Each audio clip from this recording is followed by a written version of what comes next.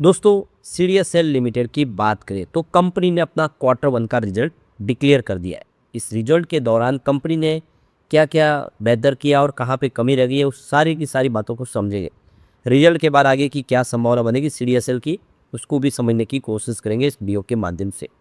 दूसरी तरफ अगर हम यहाँ पे एनएसडीएल लिमिटेड की बात करें तो एनएसडीएल ने भी अपना क्वार्टर वन का रिजल्ट हमारे सामने पेश कर दिया है।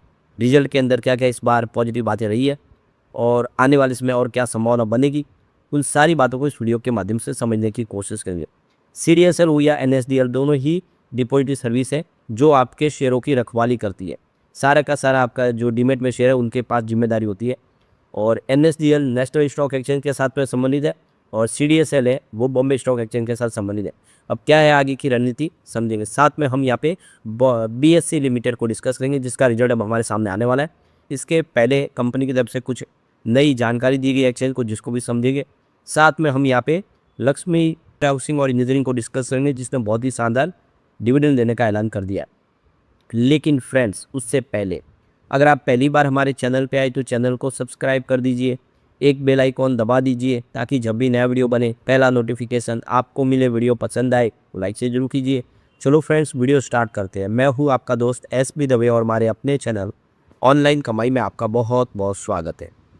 सबसे पहले सीडीएसएल के कारोबार की बात करें तो 1331 पर क्लोजिंग थी। 0.34% की गिरावट देखने को मिली कल। तो देखो कि सीडीएसएल लिमिटेड ने आज 1 अगस्त सैटरडे को अपना क्वार्टर वन का रिजल्ट डिक्लेयर कर दिया है। नेट प्रॉफिट में 15% की ईयर बेसिस पे जंप देखने को मिली है, यानी प्रॉफिट बढ़ गया है। कंपनी के देखें तो आप देखें प्रदर्शन बेहतर हुआ है। कंसोलिडेटेड जो नेट प्रॉफिट है 118 करोड़ के आसपास रहा है, जो पिछले एक साल पहले 102 करोड़ के आसपास था। यानी इस समय जब बाज़ार में बहुत ज़्यादा कमजोरी का वातावरण है, बाज़ार कमज़ोर है, गिर रहा है, उसके बावजूद भी इसने अपना बिजनेस बढ़ाया है। ये सबसे बड़ी बात है। यहाँ पे पिछले क्वार्टर की बात करें तो उसके मुकाबले तो ज़बरदस्त जंप है। आप देख सकते हो कि पिछले क्वार्टर के मुकाबले 47% का इसने जंप दिखा है। मार्च क्वार्टर में मात्र 80 करोड़ का ही प्रॉफिट था। तो क्वार्टर ऑन क्वार्टर बेसिस पे कंपनी ने बहुत ही बेहतर किया। ईयर ऑन बेसिस पे भी अच्छी खासी वृद्धि हुई है। कंपनी की कंसोलिडेटेड टोटल इनकम की बात करें, यहाँ पर भी 15% की ईयर ऑन बेसिस पे जंप देखने को मिली है, जो 341 करोड़ तक पहुँच गई है। पिछले एक साल पहले ये 295 करोड़ के आसपास थी। तो आप देख सकते हो कि पिछले क्वार्टर के मुकाबले भी बेहतर है। 27% का जंप है, क्योंकि पिछले क्वार्टर में 268 करोड़ के आसपास इनकम थी। तो इनकम भी ज़बरदस्त पड़ी है, चाहे आप ईयर ऑन बेसिस पे देख लें या क्वार्टर ऑन क्वार्टर बेसिस पे देखें। सीडीएस का जो एसेट अंडर मैनेजमेंट है वो 88.2 लाख करोड़ तक पहुंच गया है 30 जून के हिसाब से। यानी कंपनी ने वाकई बेहतर प्रदर्शन किया है। तो सीडीएसएल लिमिटेड इंडिया की फर्स्ट डिपॉजिटरी सर्विस है जिसने 18.59 करोड़ डीमेट अकाउंट को जून 2026 तक प्राप्त कर लिया है। तो पिछले एक साल पहले इसके 15.86 करोड़ डीमेट अकाउंट ये कंट्रोल करती थी। तो इस मंदी के दौर में भी इसके पास डीमेट कस्टमर बढ़ गए और करीब 58 लाख नए कस्टमर जून क्वार्टर में जुड़ गए। ये बहुत बड़ी बात है। तो लोगों का रुझान ऐसा नहीं है कि पूरी तरह से बाजार से मोह भंग हो गया है, लगातार प्रदर्शन बेहतर हो रहा है। कंपनी की तरफ से देखें तो यहाँ पे इन्होंने करीब 1 करोड़ रुपीज़ का इन्वेस्टमेंट करके 2% की स्टेक ली है। यहाँ पे सासमती फाउंडेशन जो आरबीआई के द्वारा रिकॉग्नाइज किया गया एक सेल्फ रेगुलेटरी ऑर्गेनाइजेशन है। तो ये देखो कि लगातार बिजनेस बढ़ रहा है, काफ़ी अच्छे फैसले किए जा रहे हैं। तो हम इस रिजल्ट के बाद उम्मीद करेंगे कि सीडीएसए में तेज़ी का दौर शुरू हो सकता है। अब यहाँ पे एनएसडीएल लिमिटेड की बात करें तो 815 पर क्लोजिंग थी।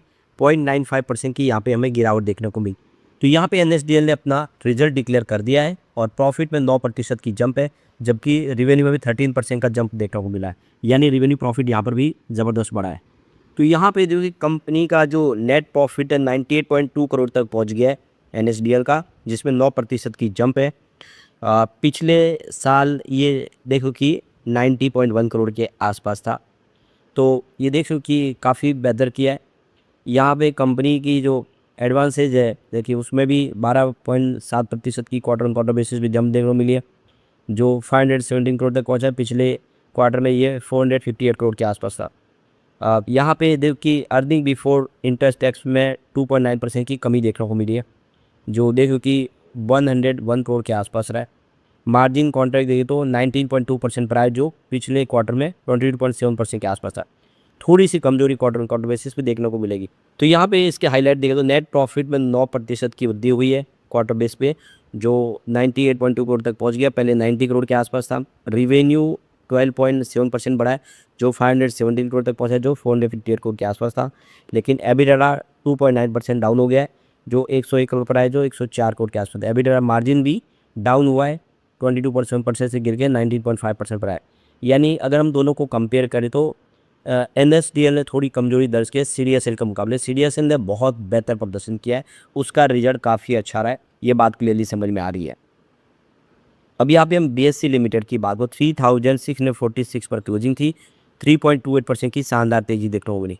तो BSE लिमिटेड बहुत अच्छा करा। आप देखिए ये स्टॉक लगातार बेहतर करता जा रहा है। तो ये आप देख ही सकते हो कि 2021 इसका 52 वीक का लो बना हुआ है और हाई है 4446। स्टॉक इस समय 3600 तक पहुँच गया है।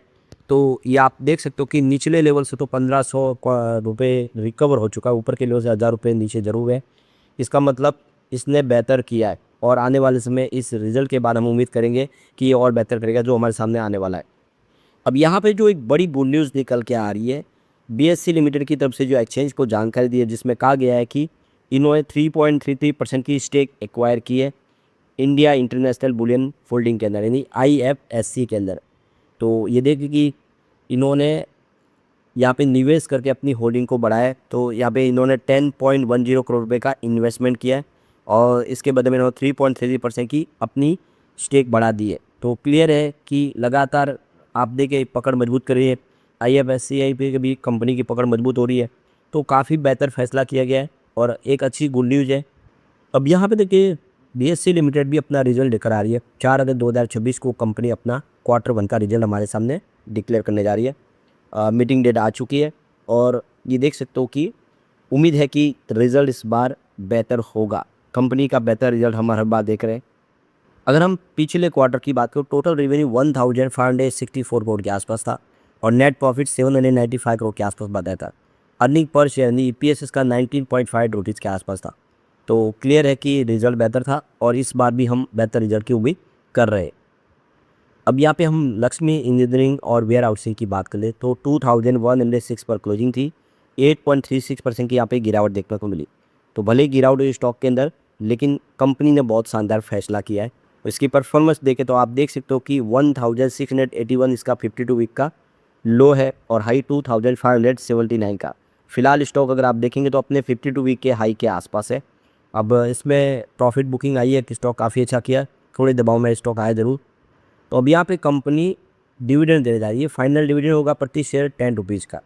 3 अगस्त 2026 इसकी रिकॉर्ड डेट है। इसका मतलब 3 अगस्त 2026 तक जिनके भी डीमैट अकाउंट में शेयर होंगे उन सबको ये डिविडेंड प्राप्त होगा। इससे पहले भी 10 रुपीज़ का डिविडेंड इन्होंने दिया है सितंबर 2025 में, और उससे पहले आप देख सकते हो कि 12 रुपये का डिविडेंड दिया था सितंबर 2024 में, और अगस्त 2023 में 10 रुपये का डिविडेंड दिया था। लगातार अगर आप देखें इसका ट्रैक रिकॉर्ड 10 रुपीज़ प्रति शेयर डिविडेंड का है।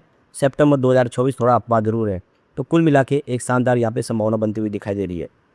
लेकिन फ्रेंड्स, कोई भी इन्वेस्टमेंट करने से पहले अपने फाइनेंशियल एडवाइजर से एडवाइस ले ले या अपना खुद का रिसर्च करें, क्योंकि मैंने वीडियो आपके एजुकेशनल पर्पज़ के लिए ही बनाया। वीडियो पसंद आए तो लाइक से जरूर कीजिए और चैनल को सब्सक्राइब कर दीजिए। Thank you friends.